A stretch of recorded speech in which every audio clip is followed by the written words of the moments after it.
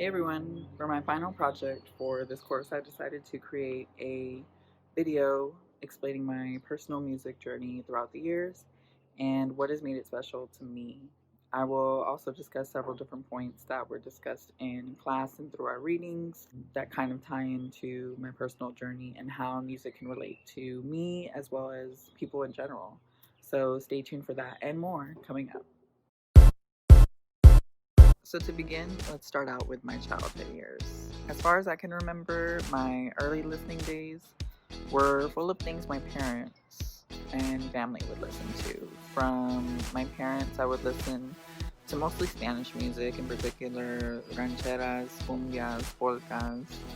And from my older brother, I would listen to 90s hip hop as well as rock and alternative. Those were things that he liked during his teenage years. So for me, growing up, it was pretty diverse from the get-go, and at family get-togethers, I would hear all those types of music and other music, just so everyone would be pleased. And it really got me a good start at introducing me to the art of music. And as the years went on, I feel like I tailored my interests to what I liked and what I was interested in, and we'll get to that in just a bit.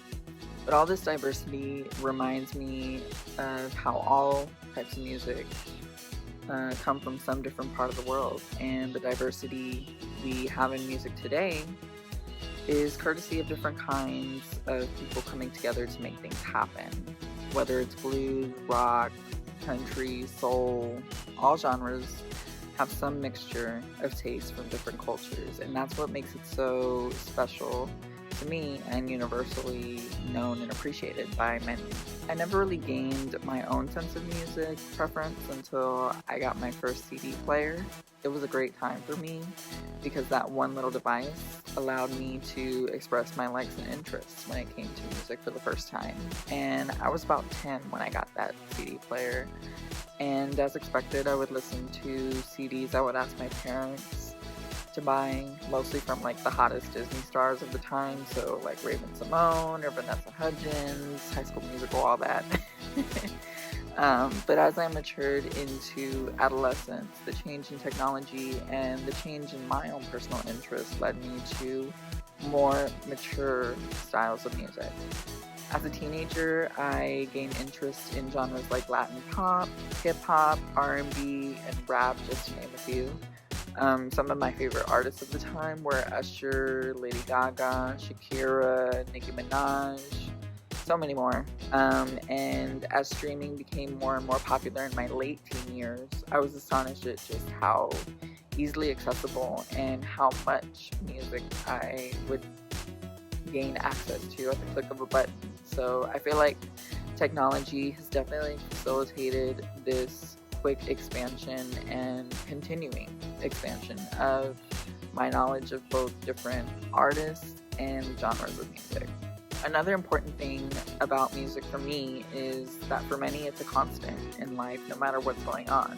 It doesn't require too much from people, and you don't really have to think about music as much as other things.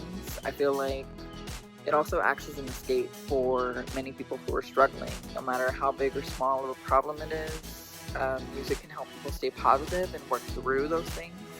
And I can personally attest to that, given so many instances, whether it's cooling down after an argument or disagreement or just a bit of relaxation after a long day at work or school. It helps me decompress and take things into perspective and just really take things off of my mind as well. Flash forward to today. As an adult, my musical journey continues to be influenced by pop culture and what I deem as an interest today. And that's not to say I'm not open to pushing the boundaries, my own personal boundaries, and exploring new types of music. The invention of Spotify Wrapped, which is one of my favorite features on Spotify. I always look forward to it every end of the year. It puts things in better perspective for me. It's a feature used by millions of users around the world that comes out every December. It tallies up your plays to distinguish what your favorite genres and artists are for that year, as well as other categories. This year I discovered 315 artists and listened to 179 different genres, including 72 new genres that I hadn't listened to before.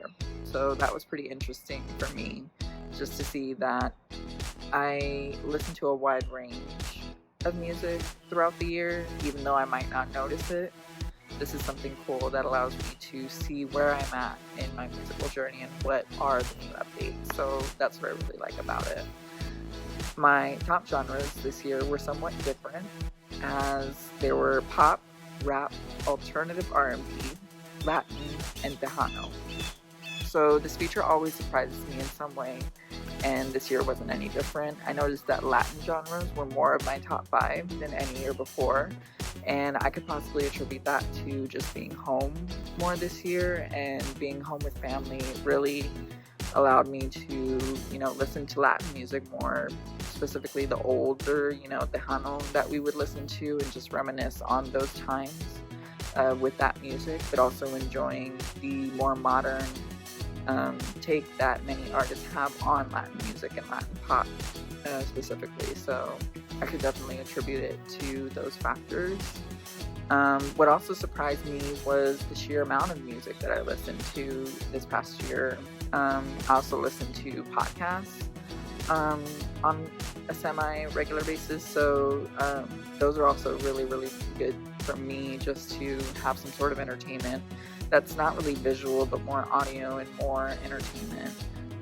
So those podcasts are really, really good for me. And I think I spent over 36,000 minutes in total listening to media this year on Spotify. So it just goes to show how important music and media in general is in my life. A great topic that was discussed in one of the readings I did this semester, it was in the film music section. It was titled Film Music, a very short introduction, is the mechanics of music and how they play a huge role in what makes music successful.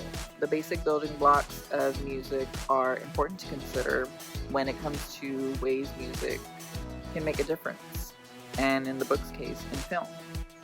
From tonality to timbre to rhythm, instrumentation, it all plays a role in the way music is added into a film to get the best possible outcome. And that point can be translated into music in general, because the mechanics of any kind of music are what makes songs and genres appealing to a listener. Certain rhythms, notes, chords, melodies, they all remind us of certain feelings or times in our lives that we've encountered, and it's crazy to think that a song can be that impactful, but I don't underestimate it. We all have those certain songs or arrangements that make us feel happy or sad or whatever kind of emotion that you want to feel, and music is that universal language for me. So in conclusion, that is a look into a little bit of my musical journey that I've taken up to this point in my life. I am excited to see where this journey continues to take me. I'm hoping to just continue to expand on what I've already listened to, and expand my boundaries even more into different kinds of genres, subgenres. And this class has definitely opened my eyes to different kinds of impacts music has taken, whether it's in culture and society or in film. It's definitely opened my eyes to the impact that music can have, and I'm definitely grateful for this course. And I just want to thank Dr. Blanton for having this topic for the semester of our course, so I appreciate it. And y'all continue to stay safe and stay healthy throughout this holiday season and the rest of 2020, and hopefully good things come in 2021. Alright, thanks for watching this video. I hope you enjoyed it. See y'all later.